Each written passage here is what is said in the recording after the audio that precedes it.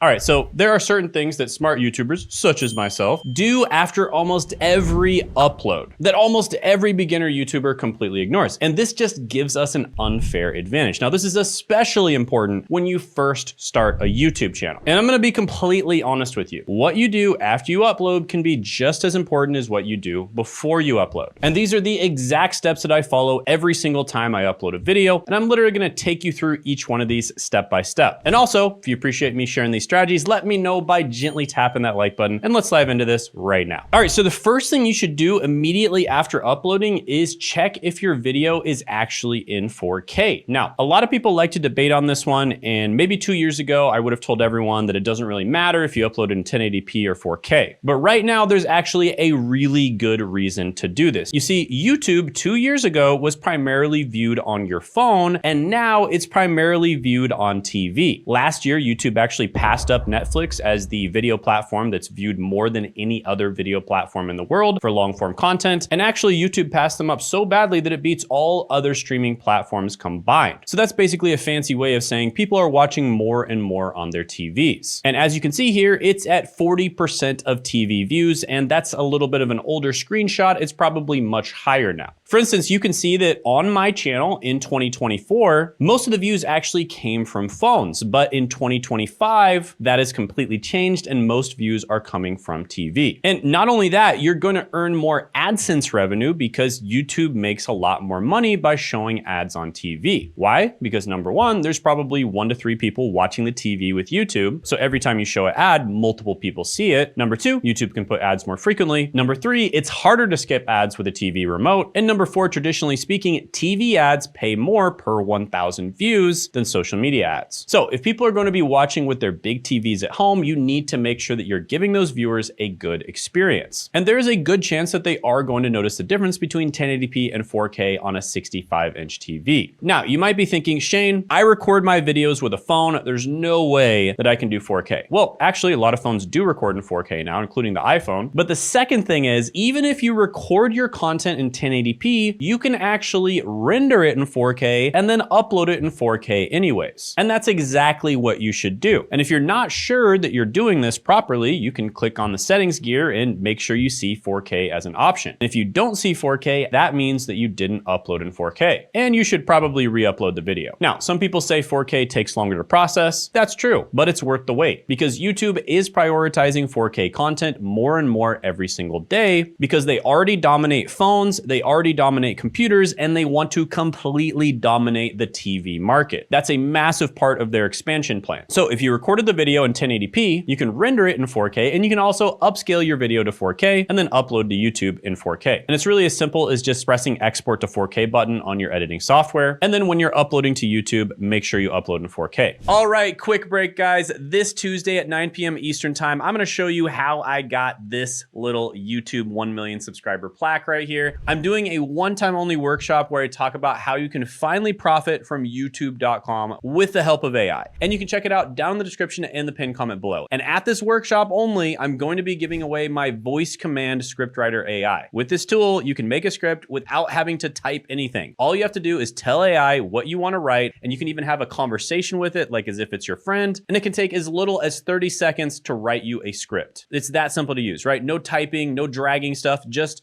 talking with AI. And this is a GPT powered piece of software that I've been working on, and it's been trained on thousands of hours of my teaching, my scripts, coaching sessions, and more. And I'm giving it away completely free this one time only at the workshop, and it's a completely free workshop. So make sure you show up, click the link in the description or the pinned comment below. And when you're done registering, make sure you click on add this to your calendar so it'll show up on your Google, Apple, or Outlook calendar so you can make sure you won't miss the chance to grab the voice command scriptwriter AI. And you'll also be able to ask me questions live. So I look forward to meeting you. It'll be a Zoom call where we can just talk to each other. And I'll see you Tuesday, 9 p.m. Eastern Standard Time. Click the link in the description, the pinned comment below. And now, back to your regularly scheduled programming. All right, second thing you need to do is optimize the title. And I see so many people upload a video and then they realize their title could be way better, but they don't want to change it because they think it might hurt the video. Now, if your video just uploaded, you can absolutely change the title. In fact, you could change it if you think of a better one at any point. Because imagine if this video here was titled 9 remote jobs that are always hiring instead of 9 boring but high paying remote jobs always hiring in 2025. The second title is way more specific and way more more clickable. See, there's a million other videos out there talking about remote jobs that are always hiring, but my video was one of the first ones talking about boring but high-paying remote jobs always hiring. So right after you upload, look at your title again and ask yourself, is this the most clickable version of this title? Would I click on this if I saw it recommended in my feed? And if the answer is no, change it. You want your main keyword as close to the beginning as possible, but you also want it to be super clickable. So for example, if my main keyword is remote jobs, I want that at the beginning, but I also want to make it interesting by adding boring but high paying before it. That makes people curious and they want to know what these boring jobs are. And curiosity is one of the most powerful emotions for getting clicks. So spend a few extra minutes on your title right after you upload, just doing some quality control and making sure that it's actually going to be something that people are going to want to click on, because a good title can literally be the difference between 1,000 views and 100,000 views. Number 3, and this one's fairly obvious, but upload a custom thumbnail. Now, I'm not going to spend too long on this one, but I'm actually shocked by how many people still use auto-generated thumbnails that YouTube creates. And sometimes people can actually get away with that, but you're most likely to succeed on YouTube if you use a custom thumbnail every time. Now, here's the thing about thumbnails. Make sure your text and your face are big, because the thumbnail is very small on the YouTube homepage. And many people are scrolling on their phones, and even if they are watching it on their TV, what do you think you're more likely to notice? Someone whose face is really close to you or someone whose face looks like it's across the room? You're probably gonna notice the person whose face is really close to you, and that's basically what having the face really big on the thumbnail simulates. So that's one of the mistakes that I just see over and over again with the students and the clients that I work with, is they're not making their face big enough on the thumbnail. Like, your face should take up like 1/3 of the thumbnail in most cases. And also the text should be relatively big too. Now, there's many different tools you can use to make thumbnails. For the purpose of this video, I'm not gonna go over all of them, but some of the ones you should look into are going to be Canva, of course, very easy to use, very beginner friendly. Photoshop is a little bit more complicated, but you also have a little more control. And out of all the AI thumbnail creation softwares, the best one that we've used is Pixels. But of course, AI changes all the time, and that could be different a month from now. All right, number 4 is make sure you always, no matter what, enable monetization. And not only should you enable monetization, but you should enable every single type of ad. This is something I see very often, especially with my B2B clients, aka clients that actually serve other businesses, is they basically think, hey, I don't want to annoy my audience by showing ads. And I respect that. But unfortunately, if there are no ads shown on your channel, then YouTube doesn't make any money. And so think about it, why would they ever promote you? Now, I've actually done pretty extensive tests on this in the past, where I basically had videos that were uploaded to different channels that were very similar to each other, or sometimes I had videos uploaded to the same channel, but the keyword that I use has a lot more people spending money on it, aka advertisers spending money on it, versus uploading a different video that uses a very similar keyword that doesn't have as many people spending money on it. And every single time I've done this test, the outcome has always been the same. The videos where YouTube makes the most money, aka the videos where YouTube can put a bunch of ads on them, perform better than the videos that don't have ads, or can have ads, but they don't have nearly as many people spending as much money on them. And so this is kind of common sense, but YouTube is not a charity. And if they're not making money from your videos, they're probably not going to promote your videos. Now, can I prove this 100%? Do I have access to YouTube's,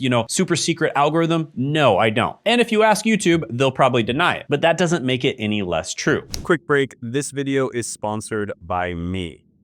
Most of you don't know that I actually have my own coaching program on personal branding and then growing and making money on YouTube. And this is good for complete beginners, maybe even people who just want to get a job by growing their personal brand, all the way up to people who are very advanced on YouTube. And they get to work directly with myself and my team to help them reach their goals. Now, we are opening up 3 to 5 spots, and this is pretty rare. We usually don't have these open. We usually only limit them to select people. But we're opening up 3 to 5 spots, and you can check those out down in the description and the pinned comment below. And in this program, you'll get to work directly with myself and other people who are highly successful on YouTube. Just as an example, Sean was able to go all the way from being stuck, not making very much money on his channel, to making over $500,000 a month. Now, that's an example of one of my more advanced students, but there's lots of examples of people who started off from scratch and they got to 5K a month, 10K a month, etc. So check that out down in the description and the pinned comment below.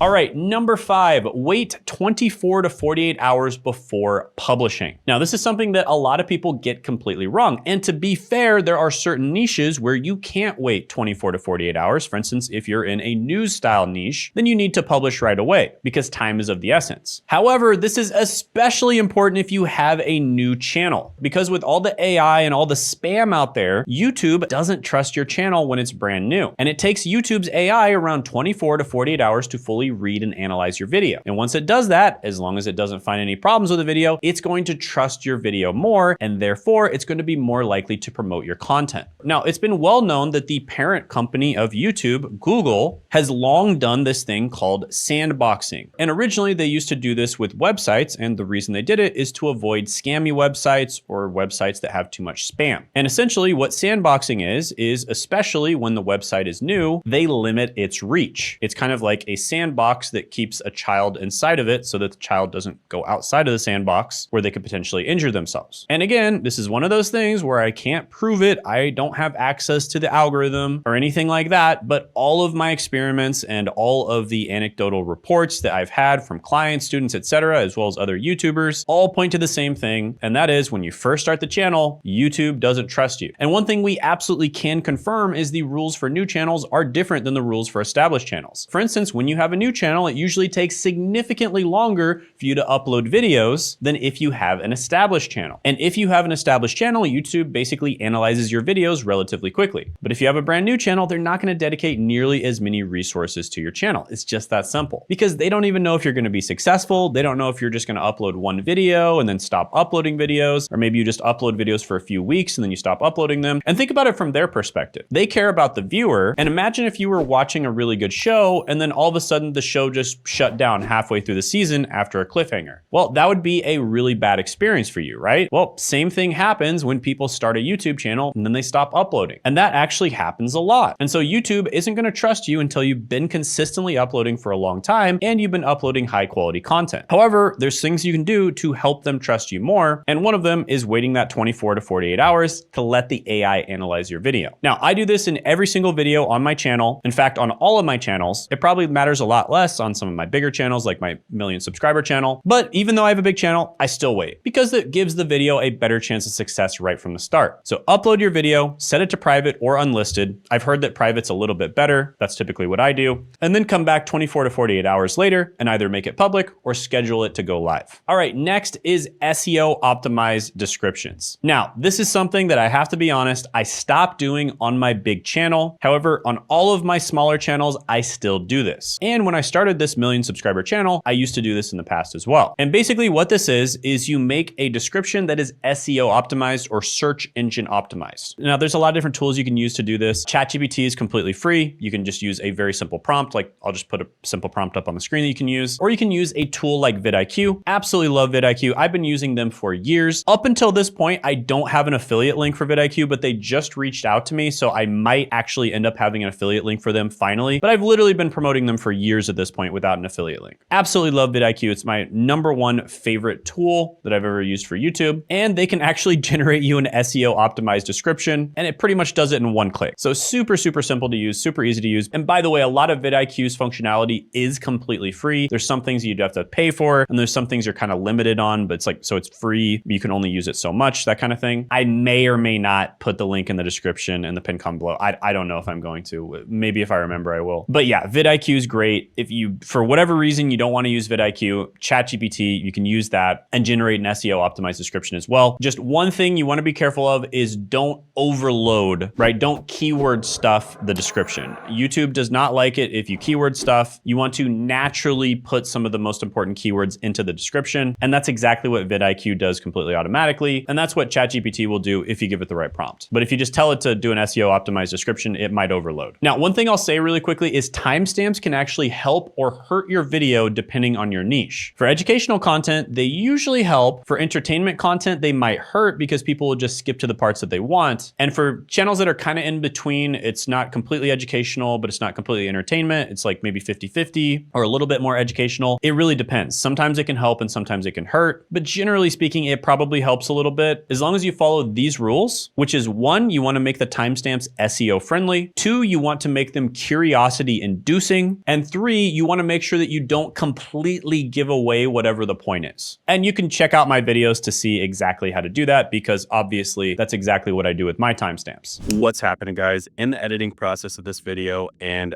I have an opportunity for a select group of people. So these are people who are serious about growing their personal brand on YouTube. So basically, we figured out recently how to grow a personal brand and combine all the upsides of a personal brand with the upsides of automation, right? Using AI, using things like this to basically grow your personal brand 10 times faster, which in the past used to take decades to do. And now you can do it significantly faster. And you can do this to get a better job. You know, we work with beginners that just want to get a better job with their personal brand. You can do this to make money as a side hustle. We work with a lot of people like that. We can do this to make more money if you already have a side hustle or a small business. Or if you're already crushing it on YouTube, we can help you crush it 10 times more. We've worked with people like that as well. I mean, I literally can show clients at each level, people that we've gotten from 0 to over 10K, 0 to like over 30K, from like 1K per month all the way up to 185K per month, from around 30K per month all the way up to over 500K per month. So literally at every single level, and it works for everyone in every situation. With that being said, we are only working with 3 to 5 people, and they have to be people who are very serious, right? People who are dedicated to making this work. So if you think you're that type of person, go ahead and apply it down in the description and the pinned comment below, and you can be part of our group of 3 to 5 that we help.